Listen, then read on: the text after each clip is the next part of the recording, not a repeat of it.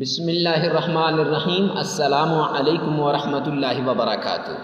معزز سامعین کرام، آج جو ہم آپ کے سامنے حاضر ہوئے ہیں یہ ایک بہت علمی شخصیت کا تعارف اور ان کی جو ہے آج انٹرویو ہے ہمارے پاس، اور ان سے آج ہم وظیفہ پوچھیں گے۔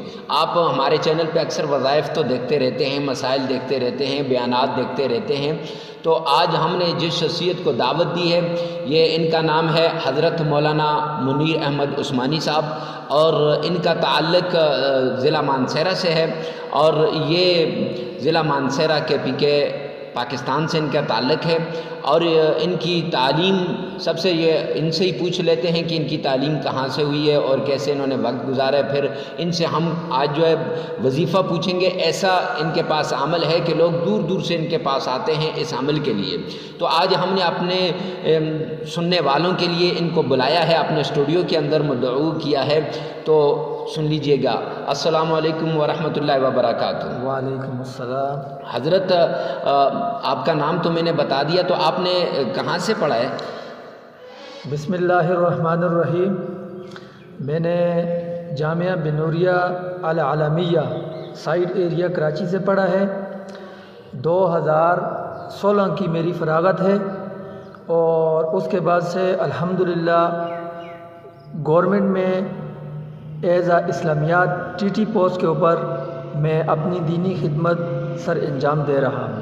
ماشاءاللہ حضرت، تو آپ نے ماشاءاللہ اتنا پڑھا ہے، کراچی سے پڑھا ہے، تو اس دوران آپ کے یہ جو وظیفہ ہے، یہ جو ہٹ ہوا ہے جس سے لوگوں کو کافی فائدہ ہوا ہے، تو اس کے متعلق یہ کیسا وظیفہ ہے، تو اس کے متعلق ذرا ہمارے سامعین کو بتا دیجئے۔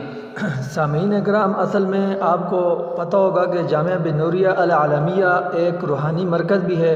مولانا عبد المجید صاحب جو کہ بنگلہ دیش سے آئے تھے، اور غالباً 2008 یا 2009 میں ان کی وفات ہو گئی تھی، تو ان کا جو بیٹا ہے عبد الماجد، ان کے ساتھ میری دوستی بھی ہے، میرے کلاس فیلو بھی ہیں، تو اس حوالے سے میری ان کے ساتھ دوران طالب علمی اس بارے میں نشست جو ہے وہ ہوتی رہتی تھی، تو ان سے میں نے بڑا فیض پایا ہے۔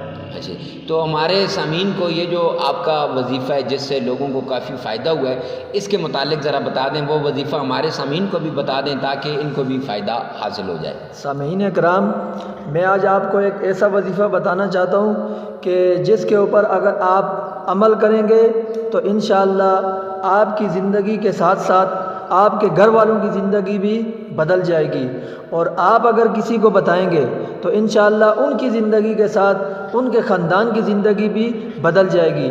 تو وظیفہ کچھ اس طرح ہے کہ آپ نے ہر روز مغرب کی نماز ہو، عصر کی نماز ہو، ظہر کی نماز ہو یا فجر کی نماز ہو، کوئی بھی نماز ہو، تو آپ نے کرنا یہ ہے کہ 3 مرتبہ اول آخر درود شریف پڑھنا ہے، اور اس کے بعد 33 مرتبہ سورۃ الفاتحہ، اس کو آپ نے پڑھنا ہے۔ اول 3 مرتبہ درود شریف، 33 مرتبہ سورۃ الفاتحہ، اور پھر آخر میں 3 مرتبہ درود شریف۔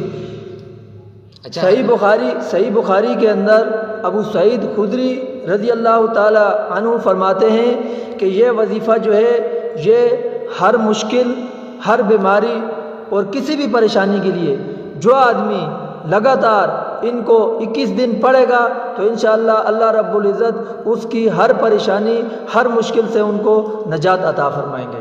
ماشاءاللہ جی، بہت شکریہ، آپ نے ہمیں جو ہے اتنا قیمتی وقت دیا ہے، اور ہمارے سامعین کو اپنا جو ہے قیمتی وظیفہ بھی بتا دیا ہے۔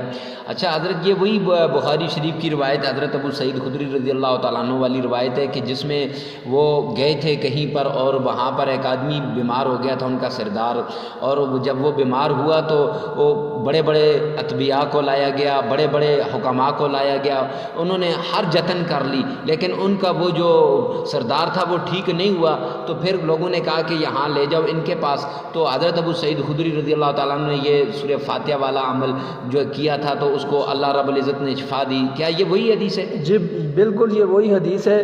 پھر ان کو حضرت ابو سعید خدری رضی اللہ تعالی عنہ نے یہ وظیفہ بتایا، اور انہوں نے جیسے ہی اس کو پڑھنا شروع کیا تو اللہ رب العزت نے ان کو بیماری سے شفا یاب ایجاب کر دیا اور پریشانی ان کی ختم ہو گئی۔ اچھا حضرت، یہ اولاد کسی کی اولاد نہیں ہوتی تو کیا ہم اس کے لیے اس عمل کو کر سکتے ہیں؟ جی بالکل کر سکتے ہیں، جیسا میں نے آپ کو اس میں پہلے بھی بتایا، یہ ہر مشکل اور ہر پریشانی کے لیے، دیکھیں اولاد کا نہ ہونا یہ بھی بہت بڑی پریشانی ہے، تو آپ کسی بھی کوئی بھی آپ کو پریشانی ہو کسی بھی مسئلے کے لیے بالکل آپ اس کو پڑھ سکتے ہیں۔ انشاءاللہ جیسا ہی آپ پڑھیں گے تو اس کے فوائد اور ثمرات انشاءاللہ آپ کو نظر آئیں گے۔ اللہ رب العزت ہم سب کا حامی و ناصر ہو اور عمل کی توفیق عطا فرمائے۔ حضرت آپ کا بہت بہت شکریہ، والسلام۔